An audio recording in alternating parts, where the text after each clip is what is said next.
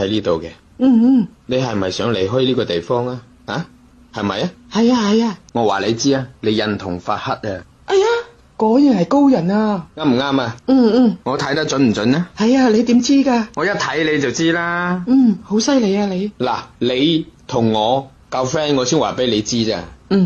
一般人我唔會話俾佢聽嘅。如果你揾我算命、睇風水，仲有睇姻緣都冇問題嘅。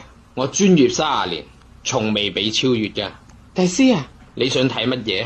我想睇。你過嚟少少。你睇下我幾時先可以出去啊？唉，你出去做咩啊？啊，同我哋累卷啊！我哋要供車供樓養仔女，我哋已經好辛苦噶啦，你仲要出嚟同我哋競爭啊？